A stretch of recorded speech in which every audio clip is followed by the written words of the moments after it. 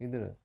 Orang itu nggak usah nggak usah istilahnya digembar-gemborkan, atau orang itu nggak usah diingat-ingatkan. Ya. Dengan adanya agama dan tidak adanya agama, yang namanya orang telanjang itu mesti orang gila pun mempunyai rasa malu, gitu loh. Jadi nggak usah harus berpakaian seperti ini supaya nanti Tuhan tidak murka dan lain sebagainya. Di Bali itu semuanya orang telanjang, nggak pernah ada murka di Bali. Kan mau ngeres otaknya, mau itu maksiat dan lain sebagainya, tinggal otaknya yang melihat. Ya, bukan orang itu. Nanti dikatakan, ya penyebabnya orang itu. Ya tinggal kamu. Otakmu itu campuran retong apa? Enggak. Lek otakmu selalu campuran retong, ya pasti ngeres lihat seperti itu. Tapi kalau otak kita itu waras, ya dengan kesadaran kita yang sangat tinggi, ternyata Tuhan itu bikin manusia, bukan wujudnya saja, sampai keelokan tubuhnya itu sangat luar biasa. Ya. Lalu kita itu yang seolah-olah orang yang beriman, orang yang bisa menciptakan ini dan itu. Kita seandainya disuruh membuat satu saja jari kelingking, apakah kita mampu? Enggak mungkin. Belum lagi tentang bokongnya, belum lagi tentang betisnya, belum lagi. Nah, kalau kita positif, ya nggak apa-apa. Tapi kalau otaknya sudah ngeres, ya itu seucapnya itu mesti sesuai dengan hukum ini, sesuai dengan hukum. Lah yang mau bikin itu Tuhan. Lah kamu kok menghukumi buatan Tuhan itu loh, kenapa? Gitu loh. Nah, mau telanjang, mau berpakaian lengkap itu kan kebutuhan mereka masing-masing. Apakah kira-kira orang yang ngomong gitu tahu?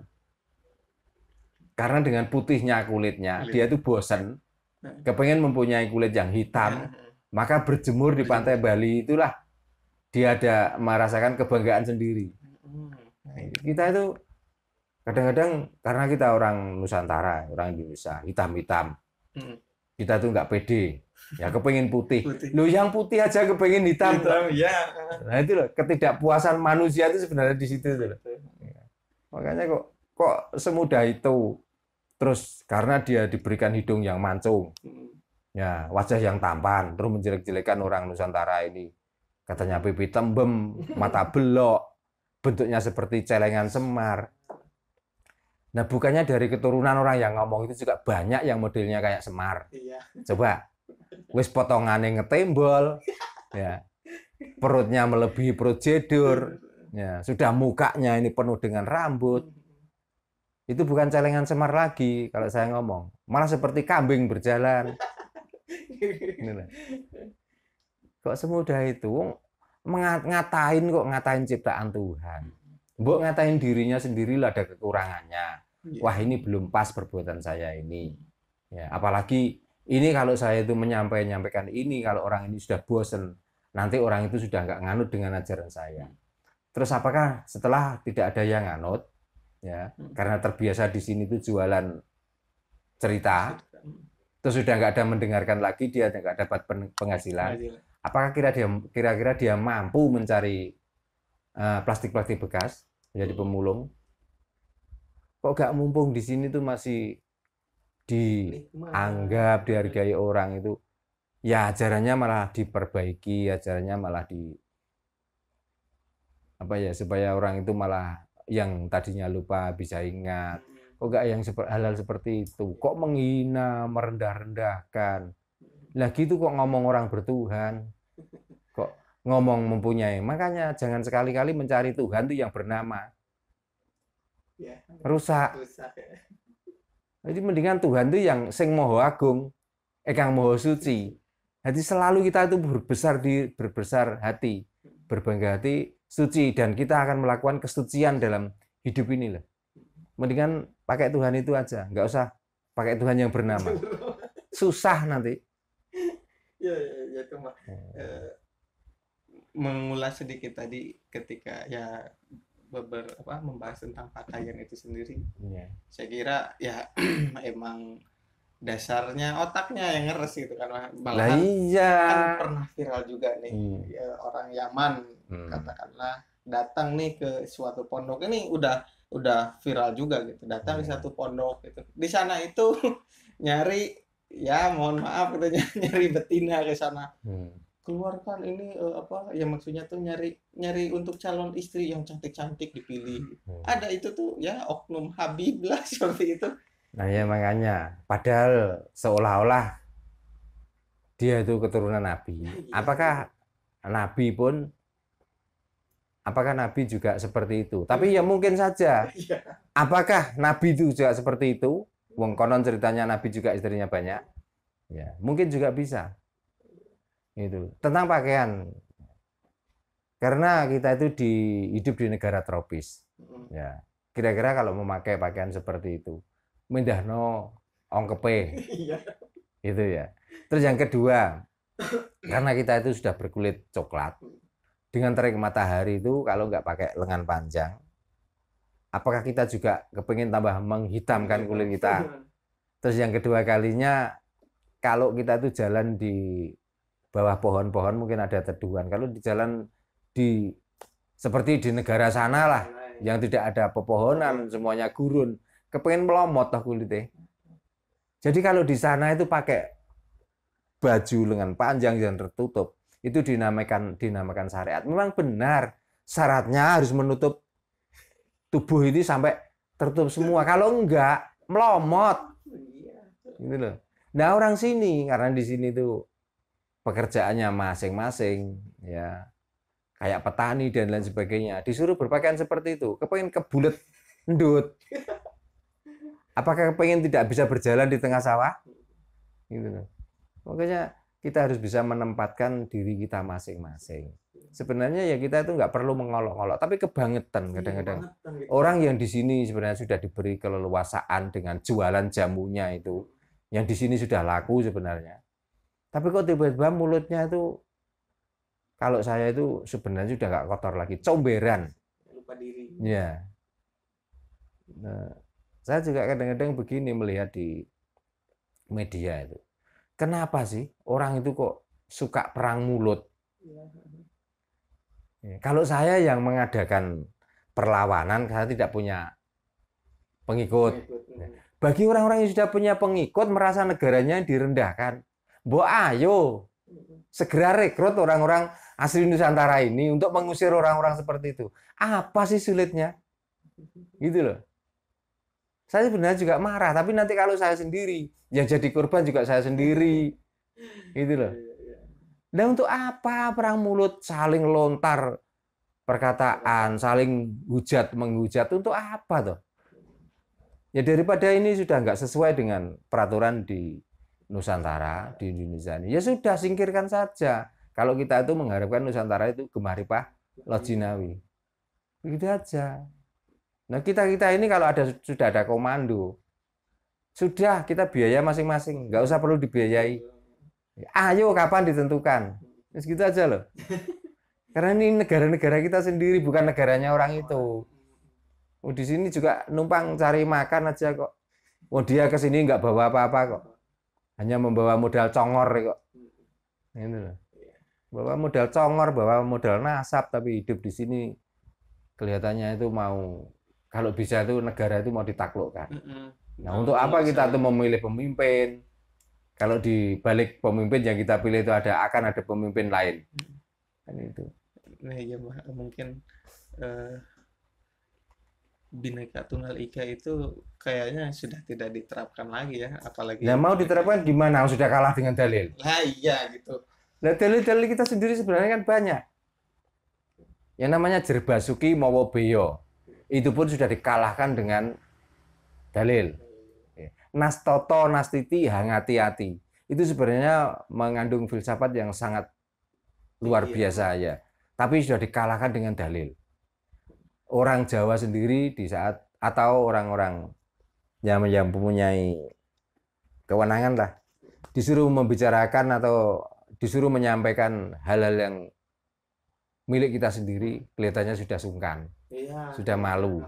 Jadi dia memakai ucapan. Ya. Nah, dari situ sudah kelihatan seolah-olah orang Nusantara ini nggak ada bahasa-bahasa pitutur luhur, kecuali orang-orang dari luar itulah yang mempunyai pitutur-pitutur luhur. Seolah-olah begitu. Jadi disadari nggak disadari, orang sini sendiri sebenarnya juga meremehkan negaranya dan bangsanya sendiri, menjunjung tinggi bahasa orang lain, seolah-olah tidak ada bahasa yang lebih baik kecuali bahasa dari sana. Makanya dengan percaya yang sebegitu tingginya, yang sampai tidak masuk di nalar, kalau orang sana sendiri membicarakan telek dengan bahasa sana, orang sini lalu mengaminkan. Orang sana membicarakan tentang bajingan karena orang sini tidak paham bahasa sana, orang sini juga amin. Nah itu loh. Nah itu mungkin saya sedikit kurang setuju ketika bahasa kita tuh dikalahkan. Saya kira nggak pernah kalah. Saya kira yakin nggak pernah kalah. Tapi bahasa kita yang direndahkan gitu. Nah ya direndahkan, nah sarana penjajah kan begitu itu. Pertama otaknya dijajah. Yang kedua nanti bahasanya kalau bisa dihilangkan. Ya sebenarnya lidah kita itu sudah lidah ngo. Ya, tapi harus pakai bahasa sana. Bahasa kita itu sudah lidah kita lidah ko. Ya. Yang ha lah, yang ha. Makanya sampai kesulitan berbahasa, akhirnya apa? Kelagep-kelagep seperti orang kelelep di laut. Nah, dengan bahasa itu seolah-olah inilah bahasa Tuhan. Ya, seolah-olah Tuhan itu juga bicara dengan pakai bahasa itu. Ada aturannya. Nah, itu pun harus dibenarkan, ini makrotnya, ini tajwidnya, ada tajwid. Nah, bahasa kita sendiri kita tidak pernah memperhitungkan. Ya. Sekarang bahasa hanya satu bentuk dengan bahasa yang banyak. Tapi orang sudah tahu artinya dan bisa menempatkan masing-masing tentang makan. Coba, kalau dahar artinya kita tuh menghargai orang lain. Ya. Kalau nedo artinya kita tuh sesama. Kalau mangan artinya kita seumuran. Ya, dan itu sudah akrab. Ya. Orang yang menjengkelkan kita kasih bahasa mbadok. Ya. Sudah menjengkelkan, merugikan, disuruh jeglak atau nyekek. Tapi kan sudah tahu artinya. Tidak perlu mencari kosakatanya toh. Ya perlu toh. Asal usulnya nggak perlu toh. Tapi kita sudah orang yang tanpa bekerja apapun tiba-tiba datang ke rumah makan namanya nyosor. Itu kan bahasa kejegeran kita setelah melihat orang yang tidak sesuai dengan perbuatannya itu. Gitu. Nah, itu semuanya paham antara dahar, nedo, mangan, jeglak, nyekek, nguntal, nyosor dan lain sebagainya. Itu sudah paham semua. Ya, dan sudah tahu tempatnya masing-masing. Udah soheh lah. Iya. Enggak orang yang menjengkelkan juga dahar. Enggak. Orang yang baik dahar. Ya. Orang yang tidak tahu diri dahar, enggak seperti itu. Nah, bahasa kita sudah indahnya seperti itu kok. Kok saya senang mengadopsi bahasa orang lain dan nanti pada akhirnya juga diartikan bahasa kita. Ya untuk apa? Kan mendingan kita pakai bahasa kita yang mudah dipahami. Langsung. Mudah dicerdakan gitu daripada kita membicarakan bahasanya orang lain, kita artikan sendiri yang artinya. Nah, untuk apa? Kan mendingan langsung artinya. Ini sumbernya dari sini loh. Nah, bahasanya itu seperti ini. Ya sudah mestinya. Lebih mudah. Nah, ini menarik juga nih. Di kalangan akademis juga seperti itu, Mak. Selalu ada pertanyaan-pertanyaan yang walaupun itu sedikit tidak kayak enggak serius, tapi ya nilainya itu tinggi banget gitu. Kayak untuk apa kita itu katakan di penelitian ilmiah gitu. Yaitu kayak Mbah sendiri tadi katakanlah langsung pakai bahasa kita bersumber gitu. Jadi nggak perlu bahasanya dulu terus diartikan. Nah, misalnya kan orang sini ya diajari bahasa orang luar. lalu diartikan dengan bahasa sini. Lah, mengartikan dengan bahasa sini sendiri sebenarnya juga otak-atik maton, sebenarnya begitu. Lah, kecuali kalau kita tuh bahasa orang luar diperuntukkan kalau di sana. Itu nggak apa-apa. Lah wong kita orang sini, diajari bahasa sana, terus diartikan bahasa sini. Lah saya sampai pernah mengamati beberapa sumber, ya, narasumber yang membicarakan satu bahasa itu. Yang sering saya dengarkan itu dari bahasa Al-Quran. Ya. Nah, sedikit-sedikit saya juga belajar Al-Quran. Sumbernya sama, tapi artinya tuh beda dengan bahasa sini. Nanti saya tuh bingung, yang mana ini yang benar artinya itu. Kan gitu. Walaupun ada satu kata atau dua kata, itu ada yang berbeda artinya. Terus nanti kalau ditanya katanya, loh itu tafsir. Nah untuk apa kita tuh menafsiri bahasa? Bahasa kok kita tafsiri. Gitu. Yang namanya jatuh ya sudah, jatuh nanti arahnya kemana. Ya, kalau ke depan ya artinya nyosop gitu aja sudah. Ya, kalau ke belakang ya geblak itu lah sudah. Nah, untuk apa kita mengartikan?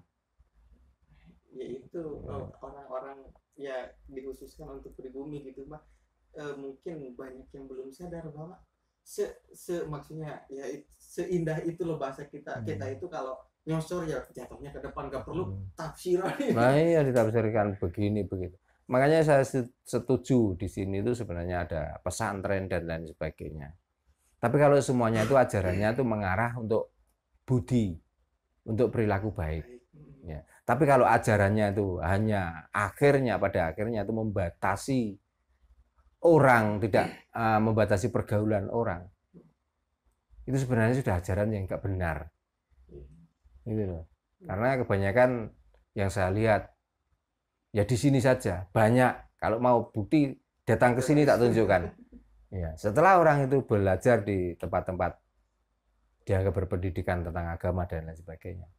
Nanti kalau sudah bermasyarakat sudah beda loh. Sudah beda. Jadi kalau enggak seperti mereka, dia sudah enggak mau menemani. Ya. Dan saya sendiri itu pernah dikatain saya itu orang enggak beriman. Pernah. Ya, jadi saya sendiri bukan orang lain. Karena dengan mungkin dianggap dia itu kekusukannya dan lain sebagainya, sehingga tahu saya, lalu saya dikatakan memang kamu tidak beriman, begitu. Nah saya itu kepengen tahu iman itu apa toh? Mungkin artinya kan percaya. Iya, percaya. Nah yang kamu percaya itu apa? Gitu loh. Tentang Tuhan. Jangan pernah ngajari saya percaya tentang Tuhan. Saya sudah percaya dari dulu kok. Iya. Nah, terus artinya saya tidak beriman itu tentang apa gitu loh. Apakah karena saya tidak melakukan budaya ritualnya itu? Apakah iman itu harus melakukan budaya ritual itu? Justru orang melakukan budaya ritual itu menuntun supaya orang itu lebih percaya. Tapi kalau sudah melakukan itu malah kepercayaannya itu menurun. Berarti dialah orang yang tidak beriman. Nah kan gitu. Makanya saya itu selalu gandoli lah istilahnya dengan ajaran-ajaran Jawa. Karena ngaji sendiri itu sebenarnya ngatur jiwa. Mengatur jiwa kita. Ya, kalau kita itu hidup nggak bisa mengatur jiwa kita itu sendiri, artinya kita itu ya pokoknya salah lah cara hidup di dunia ini. Tidak bisa menikmati dunia. Ya, nanti kita mengkhayal setelah dunia ini. Ya, padahal itu semuanya adalah semu. Harapan yang belum tentu, belum pasti. Ini.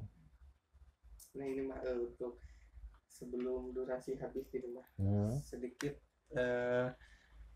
pandangan Mbah itu yang lagi viral juga, yang menikahkan tentang berita yang di YouTube itu, yaitu kebenarannya entah itu benar apa enggak, tapi sudah diunggah di YouTube. Nah, karena juga ada salah satu tokoh yang mengatakan entah itu kebenarannya karena itu sudah dianggap, sudah dikontenkan, sudah ada di YouTube, yaitu bisa dikatakan itu valid. Ya, itu katanya. Karena itu sudah diunggah banyak dan diberitakan di media-media. Kalaupun terjadi seperti itu, maka orang itu sebenarnya sudah nggak pantas hidup di Nusantara ini. Segera kita lawan, segera kita usir. Karena nanti kalau begitu terus dan kita itu masih mempunyai hukum sungkan, ya, nanti orang Indonesia ini mau jadi apa? Karena kita, masa nggak capek kita itu direndah-rendahkan terus. Ya, kebenaran itu hanya dialah. Ya, milik kebenaran Ya, dia. kebenaran hanya milik dia. Kita itu semuanya salah. Makanya negara itu sebenarnya nggak perlu ada laporan. Kalau melihat hal-hal yang sebenarnya itu akan membuat bangsa kita itu kacau, mestinya itu tanpa laporan pun ya segera bertindak, meluruskan itu. Bagaimana kebenarannya? Dan negara itu berhak untuk melindungi rakyatnya. Jadi tidak harus melihat siapa orang itu. Kalau perlu dilindungi ya dilindungi. Yang salah ya harus diputus salah. Karena kita mempunyai kitab undang-undang sendiri. Apalagi di mana-mana digembar-gemborkan negara kita itu negara hukum. Nah, negara hukum itu apakah hukum itu hanya untuk orang-orang kecil? Apakah hukum itu menyeluruh? Gitu. Makanya orang-orang yang memegang hukum janganlah mempunyai sifat atau mental-mental apa itu? Apa ya, ngatok itu bahasanya. Jangan mempunyai mental penjilat. Nah, jangan begitu. Nah, karena kebenaran itu walaupun itu sosok yang dikagumi dan lain sebagainya, tapi karena salah itu juga letaknya tidak melihat itu siapa orangnya. Kalau salah ya sudah, putuskan salah. Ya. Daripada nanti menjadi polemik yang tidak berkepanjangan, tidak ada hentinya. Ya sudah, yang bersangkutan itu mau ada yang lapor, mau nggak ada yang lapor, ya segera ditindak. Ya. Supaya kita tuh merasakan keadilan di Nusantara ini loh. Jadi hukum tidak harus tebang pilih. Ya. Makanya iya, jadi tidak harus kita membela yang mestinya membela yang benar. Janganlah hukum ini membela yang bayar. Gitu. Nah, mungkin seperti itu Pak, kalau katakanlah saya juga sebenarnya masih banyak nih yang pengen dibahas gitu Pak, tapi kan karena durasinya mau habis gitu, mungkin dilanjut lagi nanti di pertemuan yang lain gitu Pak. Iya. Ya, untuk saudara-saudara kita sebangsa dan setanah air ini, saya tidak berhenti intinya untuk marilah kita itu belajar waras. Ya, kita kembali ke jati diri kita, orang Nusantara yang sebenarnya tidak butuh ajaran dari luar.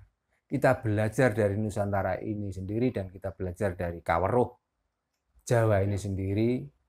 Sebenarnya kalau kita itu bisa mempelajari 60% itu sudah bagus. Ya, nggak harus 100%. 50-60% itu sebenarnya kita sudah waras. Tapi kenapa kok kelihatannya orang-orang Nusantara ini sulit untuk diajak waras? Makanya marilah kita kembali ke ajaran budi luhur kita, ajaran Jawa, dan salam dari kita, salam waras untuk bangsaku, salam waras untuk saudara-saudaraku yang ada di Nusantara, dan kami doakan selalu diberikan rahayu, rahayu, rahayu sagung dumadi.